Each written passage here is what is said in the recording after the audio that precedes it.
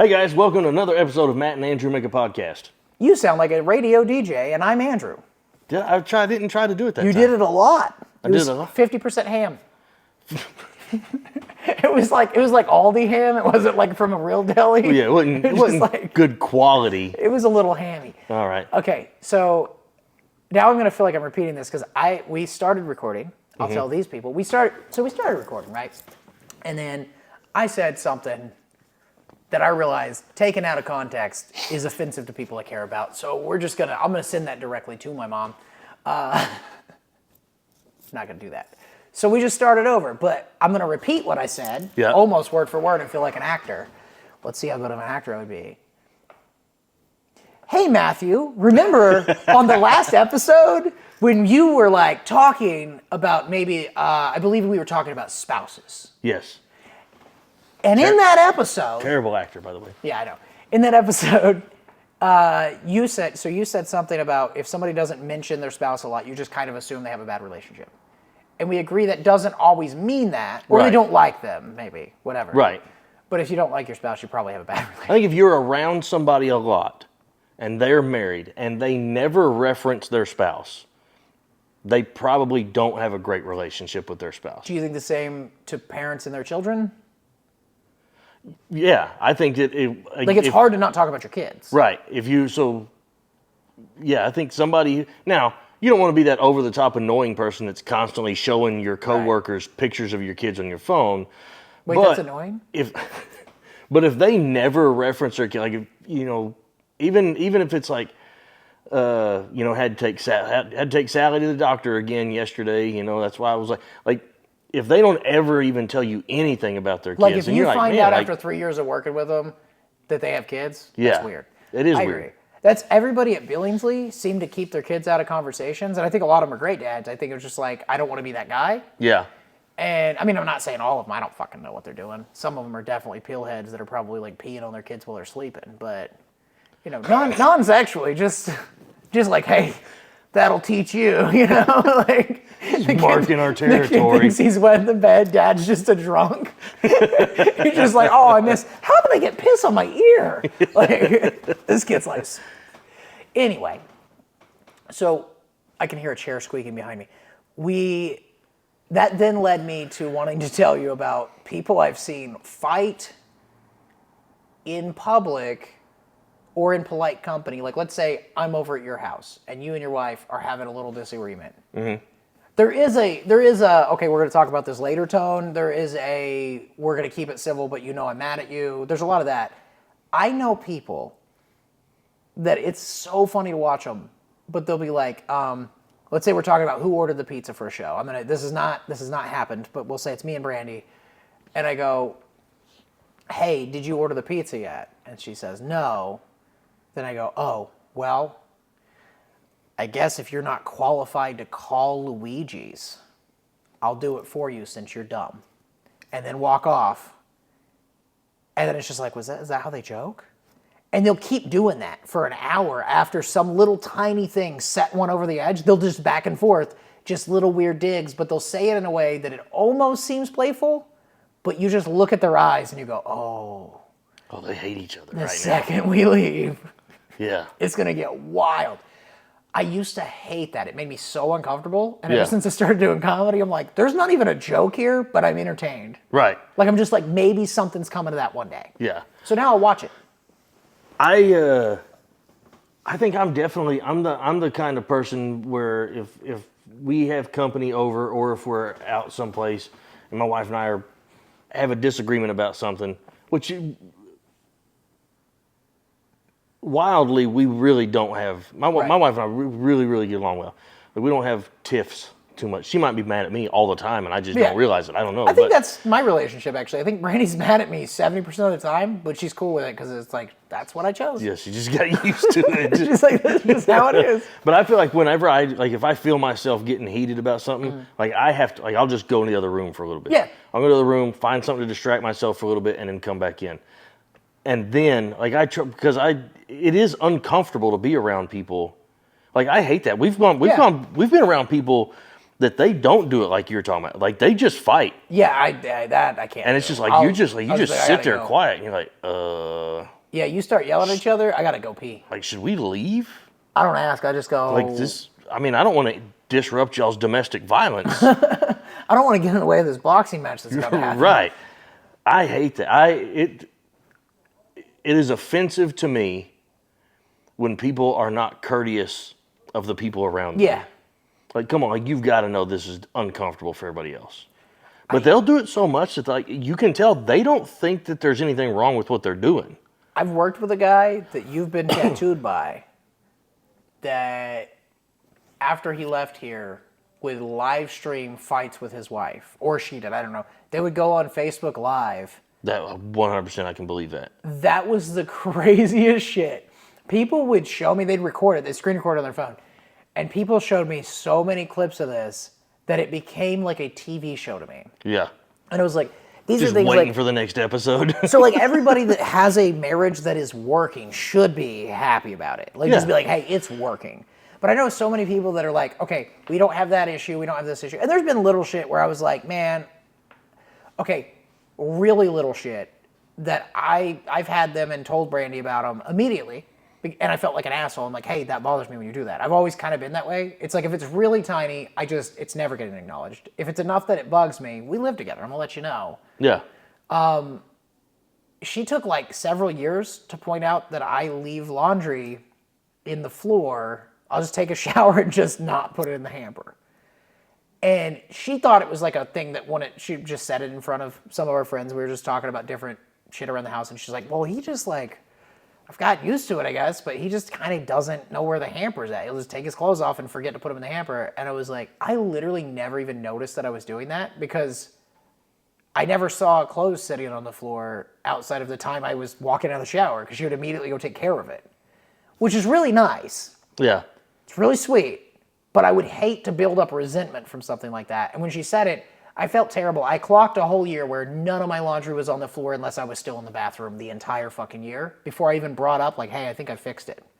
And then after one whole exact calendar year, so what I did is I was like, it was in February, so I waited till March or something. Like Right. I didn't have the date, but it was over 1 year. I was like, hey, just so you know, I really did take what you said about me leaving laundry on the floor serious. And I don't know if you've noticed, for the last year, you haven't had to pick up my clothes at all.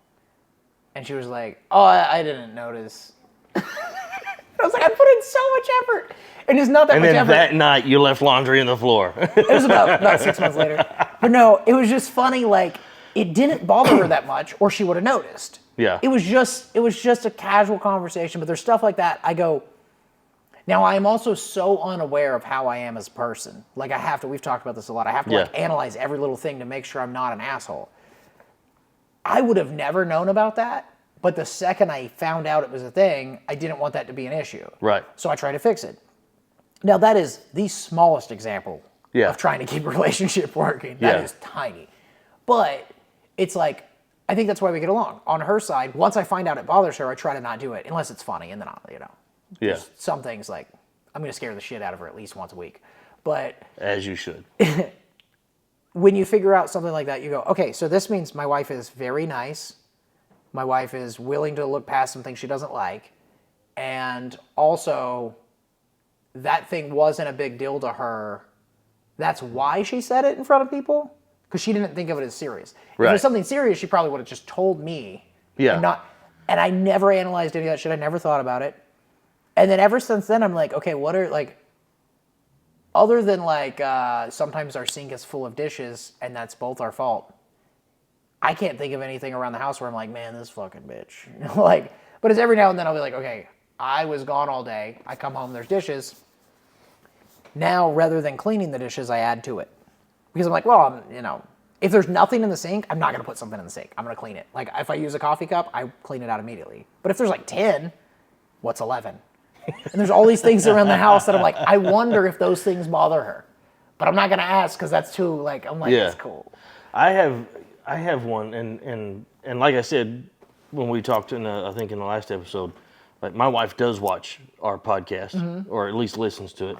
So I'm really happy that I'm going to get to bring this up on an episode so she'll hear it. Hell yeah. Because here's one that my wife does. Okay, so I do most of the laundry at our house because I'm home all the time. So, which I don't mind. I feel like I should. I Yeah, should do. I think should. whoever's at work more Right. does less at the house. Yeah. I think it's like it has nothing to do 100%, with and gender. 100% I agree with that.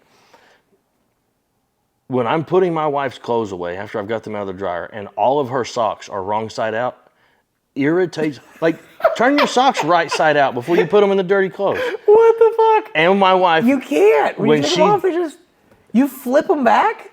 dude, when I take When you my take socks your off, socks off. I unhook it from my heel and then pull it off from the toe, so that my socks stay right side out. And then my wife, when she takes her pants off, she peels them off. So she takes waistband Yeah. and goes down. So her pants are always wrong side out. So before I can hang them up, I've got to turn them right side out before I hang them up.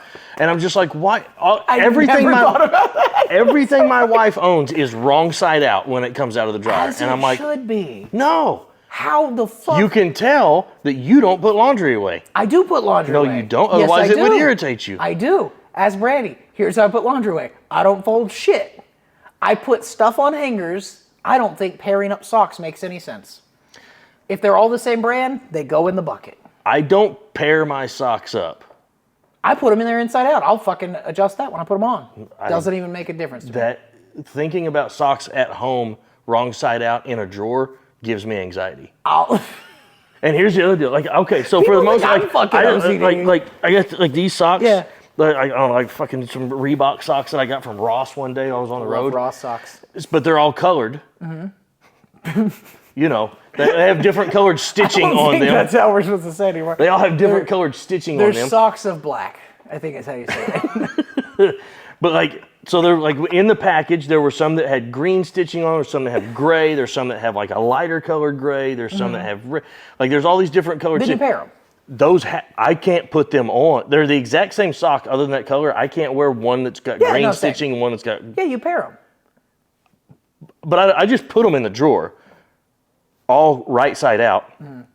And then when I'm picking socks out to put them on, I make sure I grab two of the same All color. right, here's how I do my socks. I don't like put them together. First off, Brandy does do 94% of the laundry, but I can do towels like a motherfucker. And if she's out of town, I recently learned this from my daughter. She hates it when I do this. I'm busy, like I'm working, taking the kid to my parents' house, dropping them off, coming back, making dinner, whatever. It's from literally like 9:30 in the morning until 10:30 at night. I'm doing shit, so I just keep all the clothes clean. And then we don't eat at the kitchen table, so I just throw them on the kitchen table. Just when they come out of the dryer, it's 2 feet from the fucking table. I just toss that shit. We have a huge pile. The goal is always the day before she gets home to stay up late and finish all the laundry. And some of my goals do not get achieved. Most of the time, I'm putting laundry away when my wife gets home. I've had the entire day to do it. I wait until I'm like, oh shit, she's on her way. All my personality shit that is, I think we can agree, weird. You would think out of the two of us, I would be the one with the sock problem. I take my underwear, my shorts, my pants. We have like little buckets that go in. They're like this big pocket cubby thing. I don't know what to call it. So I literally just, if they're pants that aren't going to wrinkle, like sweatpants, I just toss them in there. If they could wrinkle, I fold them nicely so they just have a few small wrinkles. If they're shorts, all my shorts can be tossed in there. All my socks can be tossed in there or paired, depending on how I'm feeling. If I have two brands of socks in one load, like if there's like Hanes socks and they're all black, the Hanes with the red stripe, I will pair them, but I've never even considered inside out versus whatever. I put them in there, and then when it's time to put them on my feet, that's when I get them ready. That's wild. This was supposed to be about our wives. This is just about our fucking neuroses, I think, is the word. Wild to me that somebody would put socks in a drawer wrong side out. Okay, what about this? Brandy makes the bed before we go to bed. Even if, so if we wake up in the morning and we're in a hurry and we don't make the bed, which is like most days, we don't make the bed. She has to make the bed before she can sleep. Like it could be like 2 a.m, bed's not made, there's laundry on the bed meant to be folded. She'll move the laundry off, not fold it, make the bed so she can get in and sleep. I've never seen that in my life. I've also never shared a bed with anybody else except for the most part. Okay, so as far as making the bed, like when you do make your bed, do you just like pull the covers back up and make sure I they're don't straight? make bed. I think it's stupid. I've never made a bed unless I was told to. We make our bed in the morning. I think that's fucking insane. But it's not like all we do is just pull it back up straight. I'm not Right. saying like Oh, we you're don't not like full- we that don't like makes sense. retuck Yeah, and just do so it all doesn't that look shit. like you just rolled around in it. That makes Right. sense. I would do that if anybody was coming over to my house and might walk, like if we only had one bathroom or something. But like Yeah. nobody's supposed, to me, nobody's supposed to be in my room. That's for me and my wife and our kids. Yeah, but Nobody should ever go to our room. making the bed is for us also, because it is nice to go to get in bed and flip the covers back and get into a bed where everything's straight. Not for me. There's areas of my life that are the opposite of what most people think, I guess. Because like people think I'm very like organized OCD over the top with a lot of shit. And then, Like as soon as you get to your house, all of that goes away. no, just bedroom and socks. Like, I like my coffee shit organized. This is definitely not about our wives at this point.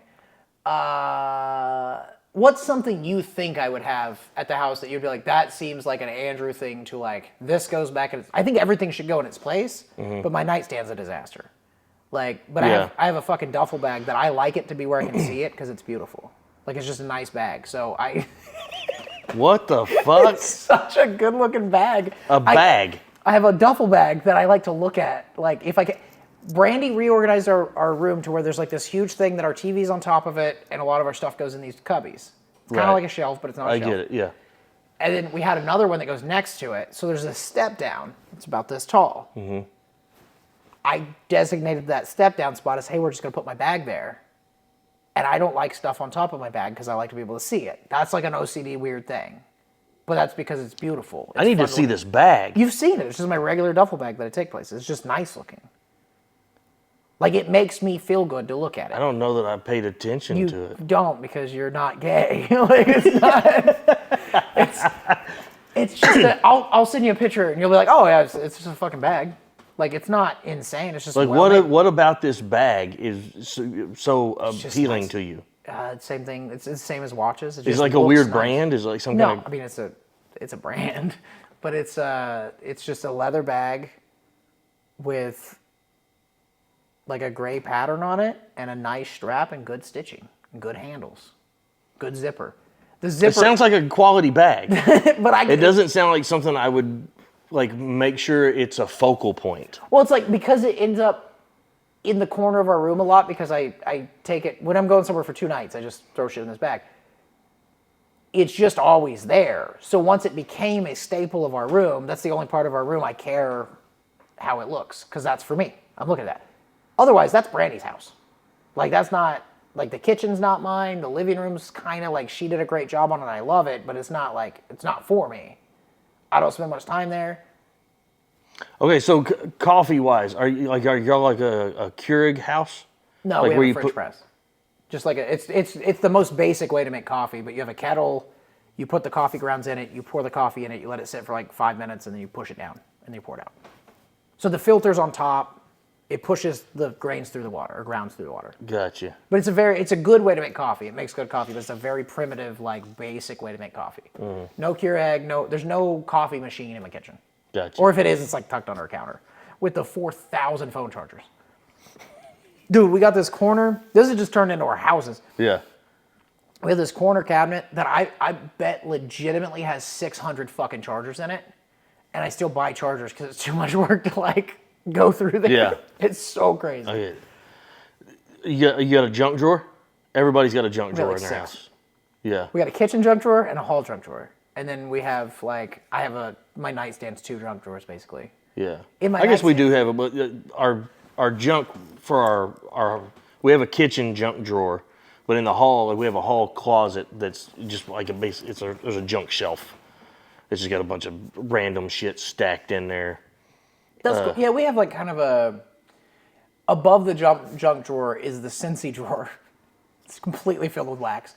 Above that is a junk shelf, like a cabinet that's just we like. have a Scentsy drawer in the kitchen. It's the bottom Yeah. drawer in the kitchen. Okay, It's so just we're a not the bunch of only the one. different waxes and stuff. I thought that was weird. Well, it's also batteries. That's also where our, like, we have AA's, AAA's, 9 volts. That's where all the batteries go. Is also in Our the drawer. batteries are in the drawer beneath. Wow, batteries and Scentsy are that's like Yeah, I in a feel like if girl's I came head, to your that's house, what I would be able to at least right. find the shit. Okay, where do you think we keep? What's something you have in the house? I don't fucking know. Where do you think we keep the vacuum? Do y'all have like a hall closet? Mm-hmm. It's in the laundry room. No, we have like 4. Do you have vacuums y'all in don't the really? You have a laundry. You just have there's like a space between the kitchen and the garage. We're gonna put a door on it. Brandy's saving up money. Like this is what. Where's the vacuum? It's in the hall closet. Oh, it was. But okay. there's 4. There's 4 vacuums. Why? Brandy likes a clean house, dude. I don't know. So there's one's like a steam cleaner, carpet cleaner type thing. Yeah. But then there's like a regular Y'all vacuum. still have carpet in your bedrooms. Yes, but that's the only carpet in the house. It's just in the bedroom. So Yeah. there's the regular vacuum that we almost never use for that. You only have to vacuum your bedroom like every now and then. It's not even like Yeah. like you don't have to vacuum it every It's 2 not. days. It's not a high traffic much traffic. shooed area. So there's that, and then we have a little vacuum that's like a Dyson, a little stick one, and then we have a medium vacuum. I don't know why we have the 2 different vacuums. And then we have the floor cleaner, and then I think we might have I think there might be 5 vacuum / floor cleaners in there. Oh, the Crosswave, that's a hardcore floor cleaner that I think we might have. I'll count them when I get home. 5 or 6 floor cleaners, and then it's a bunch of like formal wear, and then above the formal wear is games, like board games, like Sorry and shit like that. Yeah. Okay. You think most houses have a safe? Like not a gun safe, Yeah, but like a. I can't imagine having a house without a safe in it. Like I bet 90% of Americans I was gonna have ask- a safe of some sort. I was It gonna, might be I was like a gonna, shitty I lockbox. was gonna compare to where our safes are, but I don't know if that's We shouldn't do that. okay. But my safe is very well bolted, and right now it's the least good time to take it. My safe, I got no problem with. My safe's not even locked most of the time because it's just paperwork and it's just a fireproof safe. You know, it's Yeah. like our marriage license and birth certificates and all that shit's in there. There's 0 cash in it. You can fucking take it if you want to. The only thing you're going to do is really inconvenience us when we have to apply for new birth certificates for Or they everybody. might be able to steal your identity, but you'd know it got stolen. And Go ahead. build my credit up. Yeah, steal my identity. Yeah. Oh shit. Yeah, it's hall closet. That's another like there's just a shelf in Yeah. our hall closet. Okay. So I'm not going to tell you where they're at, but I'm down to less safes. But there was a point. Do you have a full size gun safe also? Yeah. There was Just- a point, just there was one? a point where I had 2. Oh, okay. One was in the garage because it was too big to get through the door. Like Okay. we just it was technically possible, but we'd have to take the door out of the frame. Right. And then we'd have to have like 6 guys because it's so heavy, There's so you'd have to also like. there's no place. There was nowhere good to put it in the house anymore. Yeah. Yeah. It was a Well, you would take up your closet. Yeah, so these doors are, I want to say these are 36-inch wide doors. I think it was about 2 doors wide. So a 60-something inch wide. I mean, it was probably wider than this table. Yeah. It was the biggest one they sold at Atwood's. Fucking huge. I got it on sale because it had a dent in it. Like they had dropped it and shipped it. It was a floor model or something wrong with it. I don't know. Yeah. It's like, who gives a fuck? It's on the side. It was fucking huge. When I sold it, because I just did it, I sold a bunch of guns so that I could not need 2 gun safes. And I really didn't need 2. I could have probably had all but 5 guns in my little safe. It just, then I couldn't keep anything else in it. Yeah. So at one point, this safe became my weed safe when I was growing. The bottom half was guns. The top half, instead of being like pistols and shit, it was just jars of weed. And it was probably retail at the time, probably $10,000 worth of weed that I grew myself because I just didn't smoke as fast as I grew. Right. Like I was just, and I never thought about it. Then we let weed go bad. I had so much weed that some of it was like, I'm not smoking that shit. It's got a weird color to it. It might be funky. Like it's been there for like 3 years. Like Yeah. don't do that. Also, weed's now $1. You could buy enough weed if you're willing to like manipulate it and do things like buy cartridges and then dump them out. You could buy enough concentrates to get the entire city of Lawton High for a week for like probably $500. Like it's nutty cheap right now. Really? I mean, dude, it's crazy. Yeah. Like, I love weed, but it's too cheap. When the weed thing first came to Oklahoma, I got a license, was having a building built You to got a license to a grow grow, weed? yeah. Dang. That like would have worked got out a great license for a that while. had a building, you know, but it was just a 20 by 20 building. That's enough. I had a friend of mine that was gonna like he's big in it. He works for other people doing it. He was gonna come and help me get set up. I'd ordered lights, like the grow lights, the fans, like I had everything. Was ready to rock and roll. Wound up in a hiccup. Anyway, I wish that it would have gone through, and I could have done that for 2 years, Yeah, you'd have and then just get out of it now. you'd have 2 years Like, to it really wouldn't bank be- on it and get out of it. My buddy Garrett did that, and his plan was to stay in it. Yeah. But when they passed metric, it just became so difficult to actually stick to all the laws that they just were like, all right, I see where this is going. I'm going to get out now. Yeah. And then he opened a tattoo shop. I think he had enough money to do that and float for a while without having to work and not think about it. I bet, I'm just throwing a random number out there, but I bet he had a year's income as a tattoo artist or more in just cash that he didn't know what to do with. And then jumped into a tattoo shop. Smart moves. Yeah. And he's a really good tattoo artist too, so he didn't need to do that to make money. Like, he was making plenty of money. But he was really good at it. He brought me some weed one time, and I was like, ooh. And then we talked about how, like, all the laws were changing and how, like, they look at all the different shit on taxes. And he said on a podcast one time how he did some of the stuff. And back then it would have been fine. Like, everything he was doing was, like, probably not 100% compliant, but, like, he wasn't doing anything crazy. Like, Right. It'd just be like, I drive to this place to pick up my seeds. Technically, you can't do that. You have to buy them in state or something. There was like a lot of weird shit that Yeah, you nobody weren't gave supposed a to get fuck. seeds from out of state. Now it's, which that's, at the time was impossible. Like, how would Yeah. you have seeds without growing a fucking plant? And how would you get, it's like, which came first, the fucking chicken or the egg? Yeah. Break the law. Yeah. But because people had to bring in seeds and it was just as illegal to bring in seeds as weed, people were bringing in weed from states that it was cheaper and then claiming they grew it. So, like, the day after people had licenses, they were like, look what we grew really fast. Yeah. Like, I remember we went to a place in Oklahoma City that it was the first day you could be open. It was one of the first 5 dispensaries open in the state. They got their inspection at like 8 in the morning. They were open at noon, and it was a whole thing.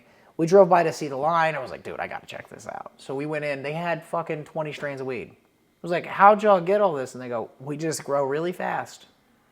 And it's like, Yeah. okay, dude. So you could do that for a while, and now you can't. And now, like, Dakota's grow, he grows bomb-ass weed. He works really hard, and I think he will make a ton of money later because he's resilient and sticks to shit. Mm-hmm. But right now, I feel bad for that dude. I think like anybody that, which I'm sure other people are already doing this, people that have the money and pay more attention to this kind of stuff, right now what they need to do is they need to go to the next state that looks like it's gonna pass. Yeah. And just go ahead and be set up and ready to go. Yeah. Which, like, we were in Wichita, Kansas, I think, which it was not legal. I don't know if it's legal there yet or not, but It was really relaxed, but not legal, I think. yeah. Yeah. And there were dispensaries already set up. Yeah. So Like, here, it was like, there's nothing in there. yeah, here the But thing it's was, like a legit open business, nice building, Yeah. great. Like, it. yeah, and it was says ready- dispensary, and yeah. they just don't have weed yet. Ready to rock and, And roll. they're probably selling bongs to pay the bills for now, just Yeah. to, like, even though they don't need that to pay, like, they're just like, hey, how do we get our employees used to using this system, and how do we have them already trained, and when it's weed, we're good. Sell CBD products, like Yeah. CBD weed, and sell accessories. And that's how a lot of places here, like, there was a guy that owned a vape shop that opened a CBD place. And I was like, couldn't you just sell CBD at the vape shop? He goes, oh, no, that's why we moved, too. We wanted them next to each other so we can have somebody work our businesses. Like, I can work both at the same time because CBD is not going to be that busy. And then the second weed's legal, we have everything measured out, lined up. We've already taken a look at what it's going to be. We'll be one of the first people licensed. Yeah. And I guess that's smart, but, like, what I would do is I would just break all the, like, realistically, if you wanted to make money selling weed, I would just break all the laws. I would just go to places that's illegal, take it from legal to illegal. I wouldn't do it myself. And I wouldn't talk about this on a podcast if it was a plan I had for the future, but, like, Right. let's say it's illegal in North Carolina. I like North Carolina. You hire a guy, send him there with a U-Haul. You know, like, every month that guy's moving to North Carolina, and he doesn't have a lease lined up yet, but he's going to move in with a buddy. He's got a whole story written down, and his buddy has a storage unit, and he's going to start paying half the storage unit, and you got everything, like, you rehearse everything. So when he gets pulled over, it's like, you got all this furniture, and then you have a dog in the U-Haul, you have a bunch of things like coffee and lavender and random shit that has smells, way between the part of the U-Haul that the weed's in and the part of the U-Haul that the cop's going to see. And you could probably stash like fucking 200 pounds in a U-Haul and safely get it there, and you could do that every month. That's way more profitable than dealing with the fucking government, and then you just have to figure out how you launder your money rather than how you pay your taxes. Right. Because also, like, have you seen the documentaries about like Colorado and shit? The guys were hiring like Loomis and Wells Fargo type companies to take their cash to pay their taxes, not to deposit the money from the day. They also have security for that. They would have to go to the city building and pay their shit in cash because the city requires cash. And they couldn't pay it, like, I don't remember, I know the banking thing and all that, but there was some other reason that the city wanted cash. They would come in with like $4.5 million in duffel bags with like 3 guards. And it's like, it costs more to secure your money. I mean, the whole fucking weed industry is weird to me. Yeah. I guess it's alcohol when it was prohibition and then not. It's probably the same way. Yeah, Like, it's just wild shit. Slowly getting to where anything goes. Mm-hmm.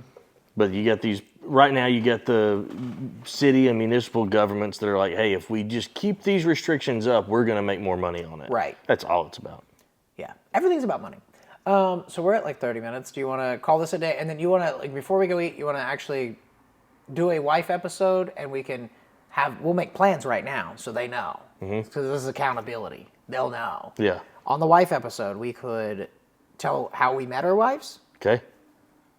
mention a fun thing we like about our wives, and then something that we're going to do to our wives when they're not on their period.